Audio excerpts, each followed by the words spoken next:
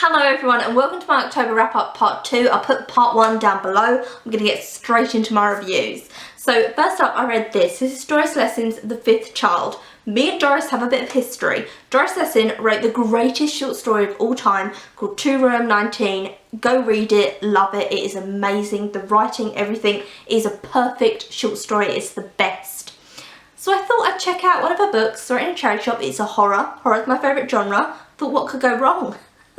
A lot, clearly. It starts off, it's very quaint, it's very English, about this couple, and it gets to halfway through and all that's happened is they've had 4 children. They've got this massive house in the English countryside, their friends and family love them, their house is really a hub of love and friendship, and everyone who knows them tries to get to their house for any occasions or events. They just love it. They're always talking about how they're the perfect family and it's gorgeous, but they need to stop having children. You can't really afford to have more children, stop, but they keep having more. So then we get to their 5th child, who is called Ben, and when he is born, he is vicious, he is angry, and there is this perceived idea that he is born evil. I don't think anyone's born evil, but that's the whole idea of it. So all the friends and family stop going to the house. They say, we don't like Ben, we don't want to be near him. The children say, we want to go to boarding school, we want to go and live with these other families, and eventually the couple is just left with Ben. This child who cannot give love, cannot take love, is vicious, violent, volatile, hates everyone, and there's no reasoning behind why he's doing this,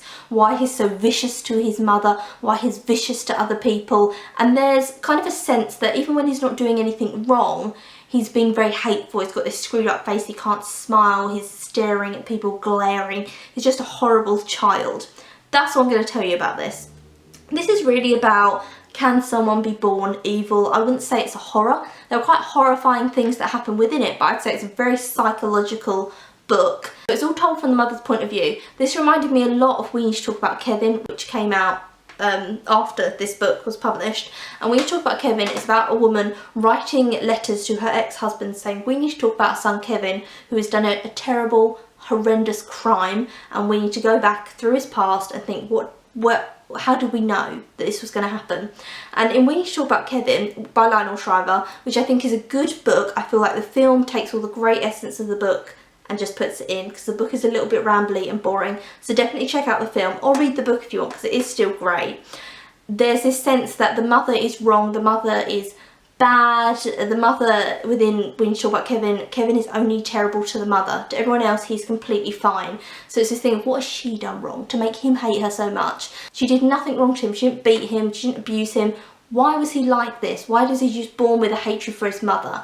That's exactly what this is about. It's all told from the mother's point of view. It's about why is he born with this hatred for his mother. But When You Talk About Kevin goes into it a lot deeper and I think does the subject a lot better. This was okay. I mean, it fell flat for me. The second half of it, I feel like the mother was just trying to blame everyone else. I don't think anyone's born evil. I think people are evil because of the environment and the abuse that's been given towards them, or people ignoring them, whatever behaviour has been put towards them.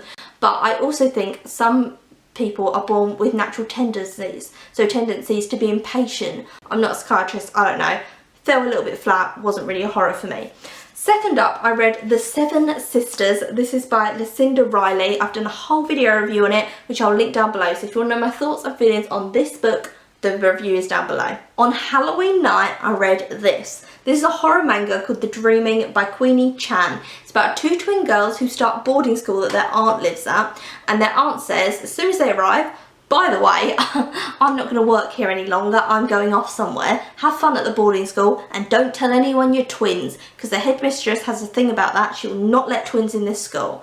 So straight away the girls are like, what on earth is going on? They have to pretend they're not twins. It's about kind of their friendship as twins and how close they are. It's also, they start seeing haunting images and you're just told really what's going to happen within it. If you're a fan of something like Annabelle, it's like an old creepiness horror, but it's not anything that scary, then I feel like you would like this. This goes on in the series. I thought this was quite chilling at times.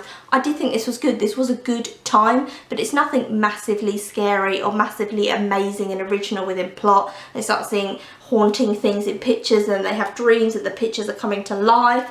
Also, it's set in Australia, so around the school is all bushland, and there's stories about girls walking into the bushland and never being seen again, which are true stories about that, and about people walking into the Australian outback, going travelling and never being seen again. The author, someone that she went to school with, that actually happened to the girl. She went into the bushland and was never seen again, and that's why she decided to make this story, to kind of reimagine what could happen to that girl. Maybe an evil spirit got her, or maybe something else. What could have happened? I thought this was a fun little haunting. I'll be reading on with this series. I thought it was okay, it was good. And that's it for my October wrap up. I hope you enjoyed it. Tell me what you think of these. Leave down what you read in October. I'm keeping the Halloween up. It's never going down. I can't see myself. Well, obviously these will rot, so we don't want them slowly rot. Maybe I will. Maybe I'll be like Miss Havisham, or maybe I'll be a normal person and get ready for Christmas.